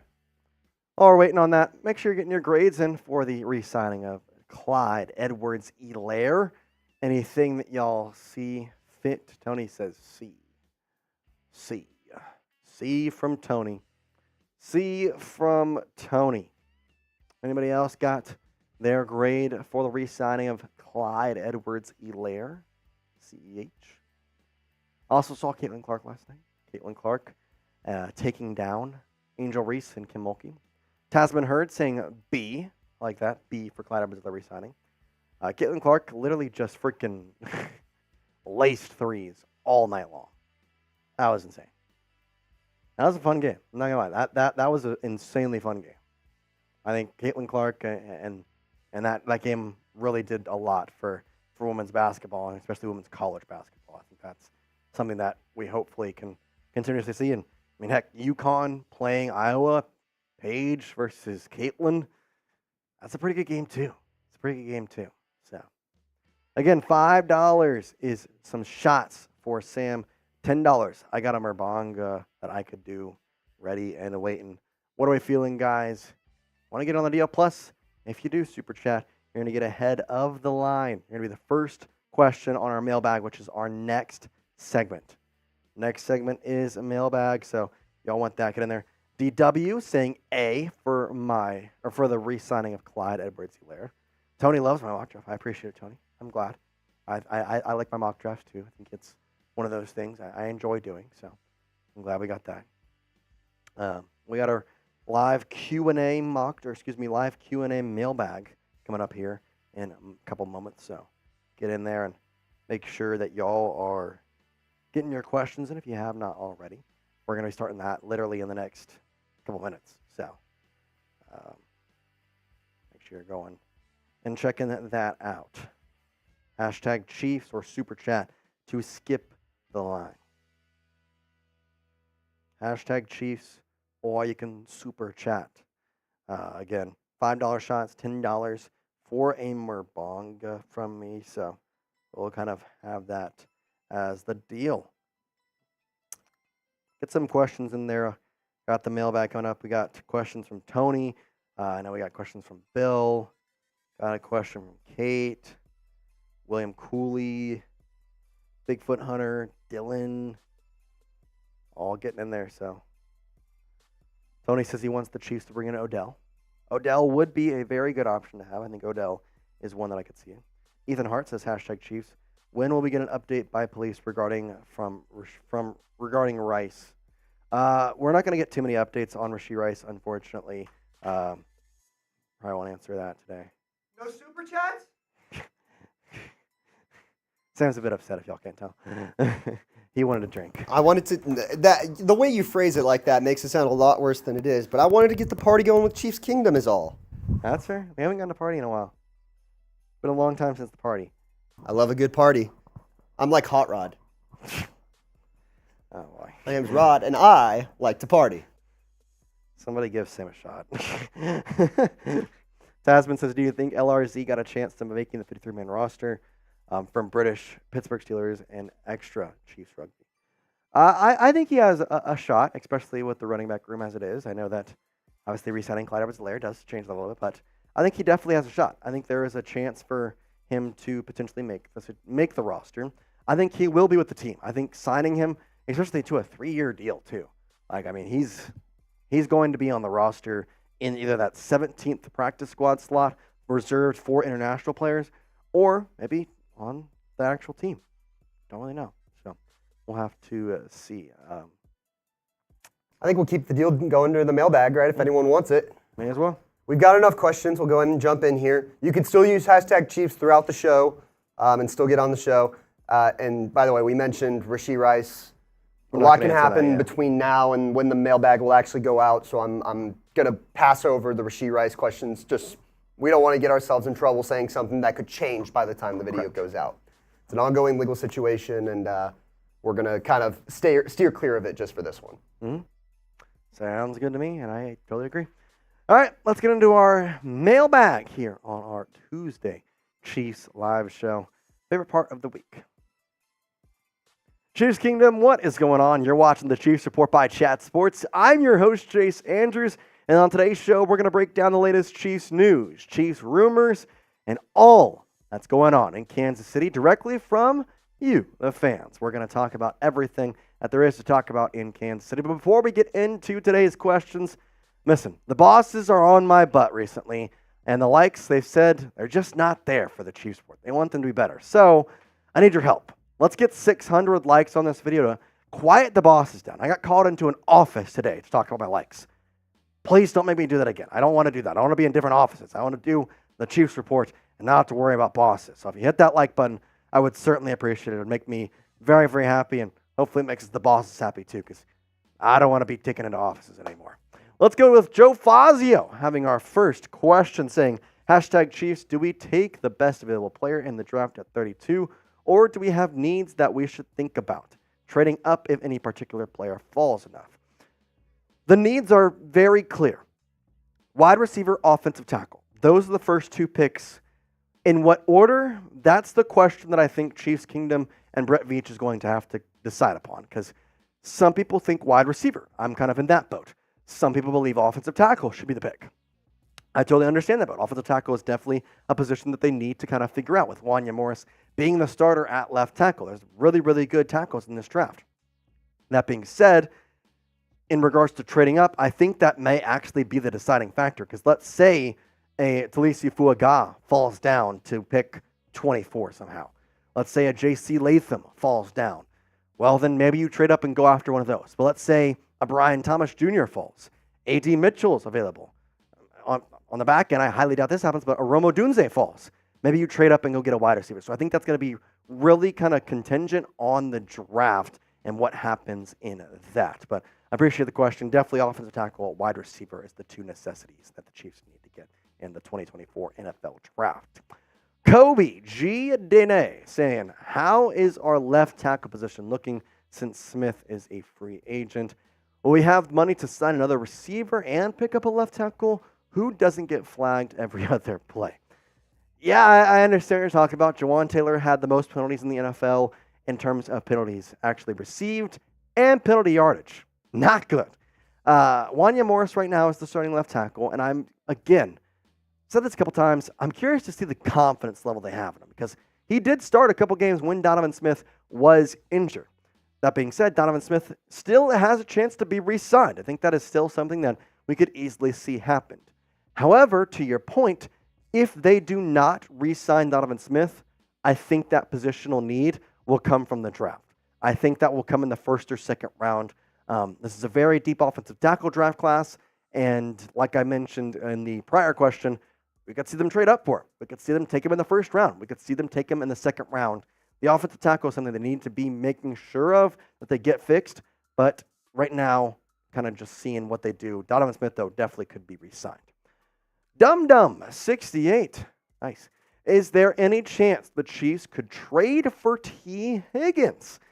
Well, yes, there is still a possibility of that, and I think that, honestly, it would be a great fit. I know that there was long a time where we were talking about Tee Higgins on this show almost every single day because he was the talk of the town. He was the guy that everybody in Chiefs Kingdom wanted. Well, now, after he was franchise tagged, it seemed like all hope was lost.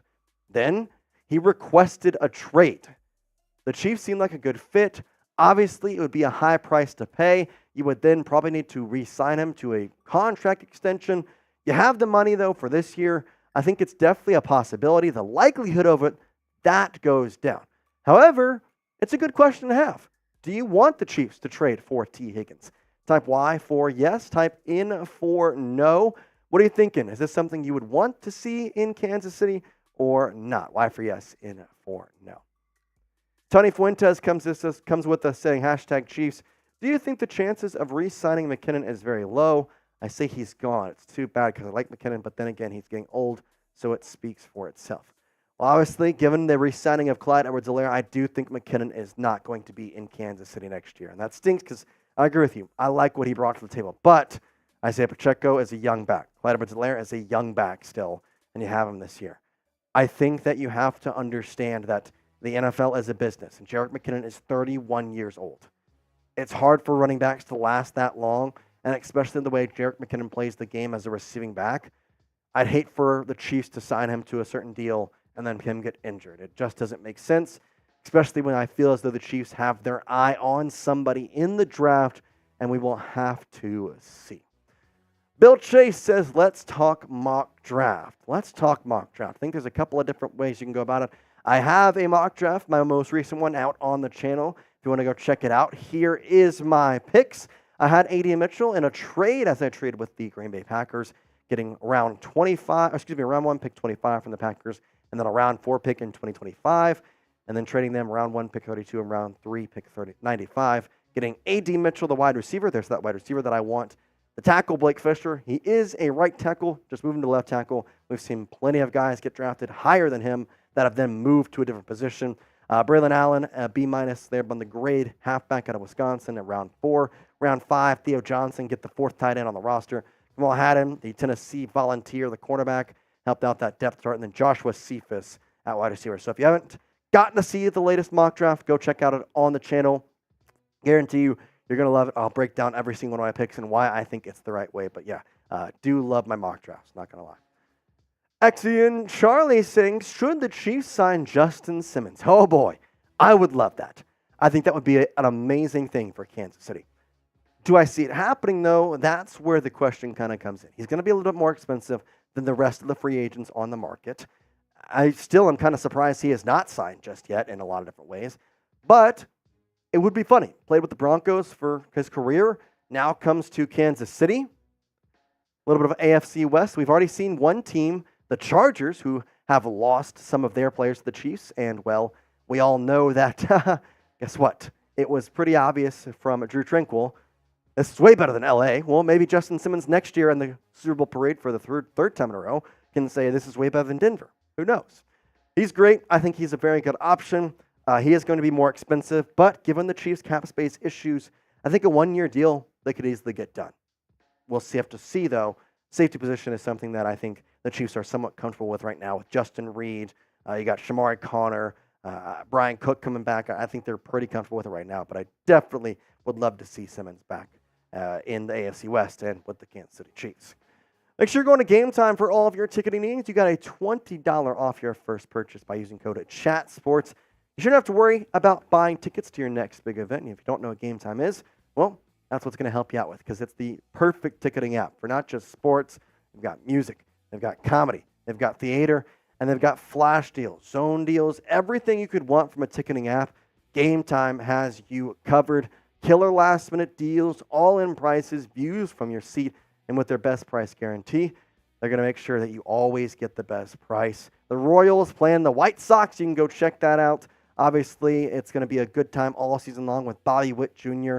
And $20 off, I mean, heck, that's basically a ticket in a very nice section, too.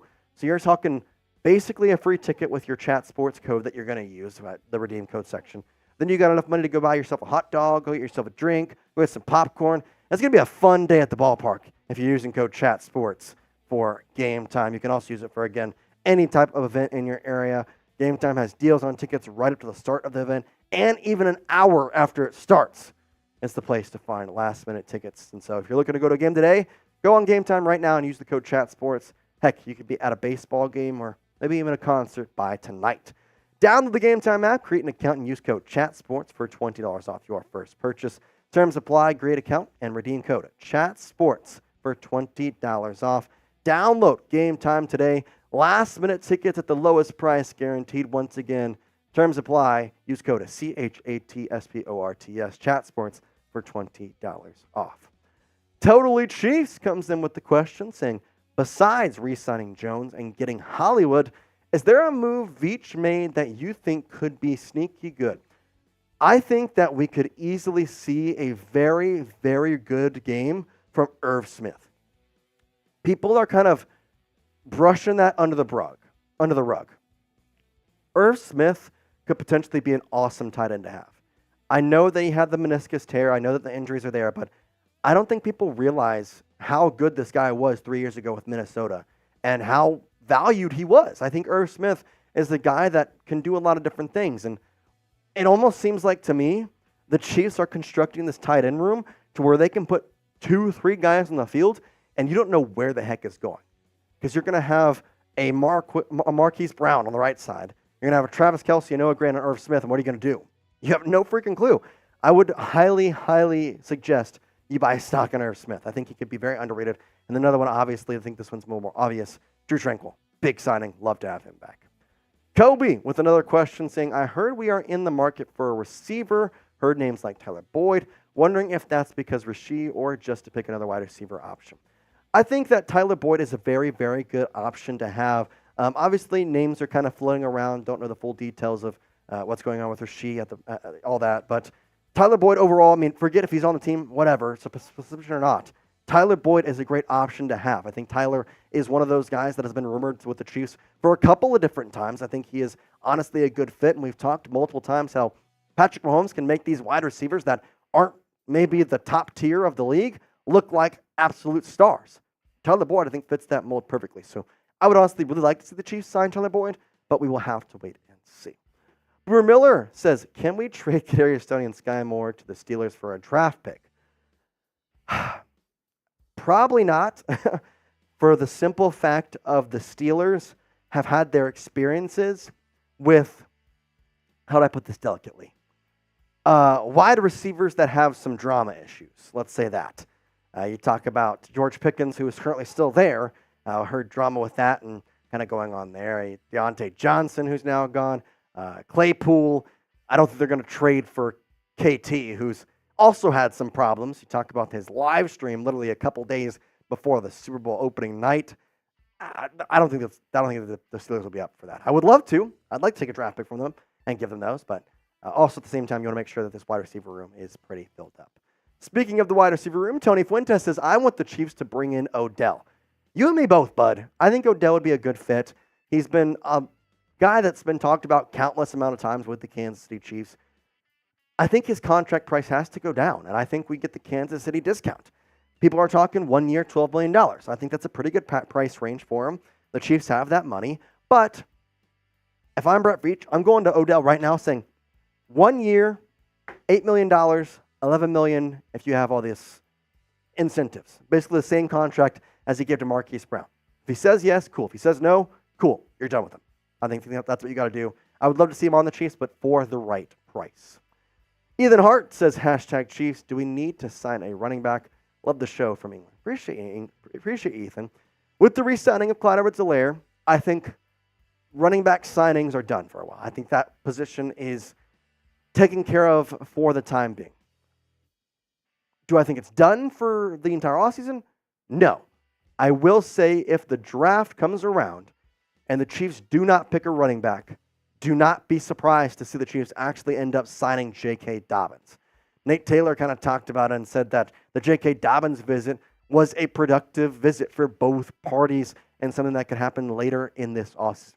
The thing that tells me, the Chiefs like J.K. Dobbins. They also like Clyde Edwards-Helaire. They liked Clyde Edwards-Helaire's price better than J.K. Dobbins, and they probably have someone in mind in the draft they want to get in the 4th, 5th, 7th round, whatever, 6th round. If they do not get that running back, whether it be Bucky Irving, Braelon Allen, Dylan Johnson, those are the 3 guys that have been linked to the Chiefs, maybe they do go sign J.K. Dobbins. Maybe those 3 are the ones they want. They don't get them. They get J.K. Dobbins instead. Still definitely a possibility, but I would have to wait until after the draft. I think nothing will happen in terms of running back status until draft night and obviously throughout the draft week and after that. And who knows? Maybe we see somebody late in the round. Isaiah Pacheco, a 7th round draft pick as a running back. And guess what? Boom. He was able to be one of the best running backs in the Chiefs system. John Yates coming in with our last question saying, could we trade Reid and have Connor start at safety? They are high on him, and if so, what could we get for Reid?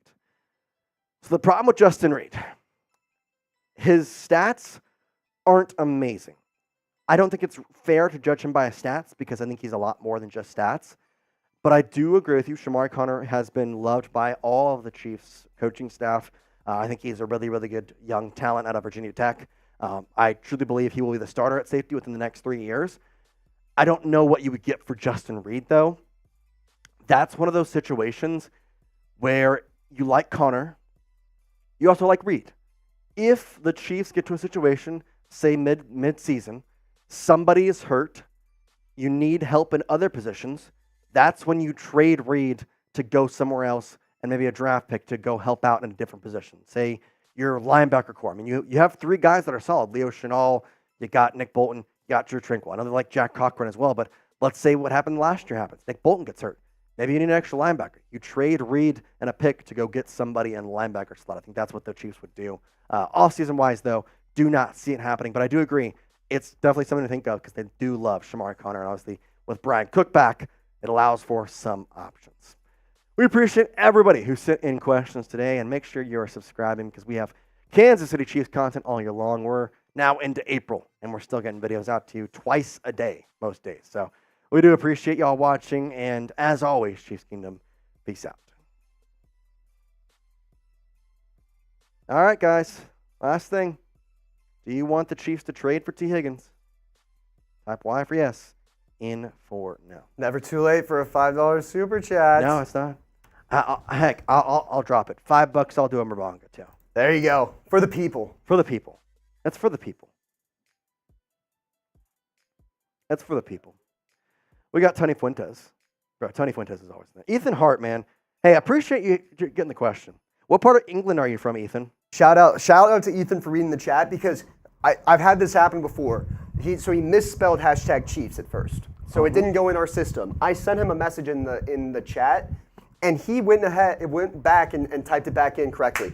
The amount of times. Let's go, Ethan, man. The amount of times I will tell somebody, hey, I didn't get your message. Can you type it back in with the hashtag correctly? And then they don't do it, and then get upset at me after for not putting their question on. Shout out to Ethan Hart. He's a real one. Ethan from Birmingham. From Birmingham. Legend. That's where Leon Edwards is from. Yes. Who's that? Rocky. He's a UFC fighter. He's the pride of Birmingham. Shout out to Ethan Hart. Shout out to everybody who's every time someone's not watching from the United States, it always blows my mind. Yeah, it's crazy. The It's fact that we're incredible. literally like in the middle of America right now, we're in Texas, and we're talking to people from England. It's just, it's awesome. It's awesome. Chiefs So, Kingdom spreads far and wide. Chiefs Kingdom goes to the kingdom. Let's just say that. We do appreciate you watching from wherever you are. Ethan, you're a legend. So glad you found us. Hopefully you stick around and you're enjoying the show for a long time. You know where to find us next Tuesday. Correct, you do. We'll be here live at 3 p.m. Central Time. What in the world is, what would you call England time? Do you know that? Yeah, it's 10:45 over there. Okay, so so 6 hours ahead. but do they have like different time zones, like America No. Central Time? So it's just I think so. I think it's all just. 10:45. I think it's all just one time zone. 10:45 England time. I think so. There you go. Maybe Ireland. Maybe the entire United Kingdom might be a Correct, separate. If you think like England Wales or itself. something like that, but no, Yeah. England itself, yeah, it's all one time zone. Ethan, my brother's in York, which is actually relatively close. He plays soccer over there. Shout out Knaresborough Town. Football. Knaresborough Town, AFC. No, it's football, not soccer. Football. Yep, Football. The original. All right, well, I think that does it for us, right? That's all we got. Hey, nice live show. Got four. Ended up getting four segments in this one because of Mr. Clyde Edwards-Helaire. So happy for that. Appreciate all you watching. Shout out to Ethan. Shout out to Tony. Shout out to John, Charlie, everybody who got in questions. Man, that'll make me really appreciative. So we thank you so much. We'll see you right back here again next Tuesday at 3 p.m. Central Time, or we'll see you throughout the week on our videos. And for now, Chiefs Kingdom, for Sam, I'm Jace. Peace out.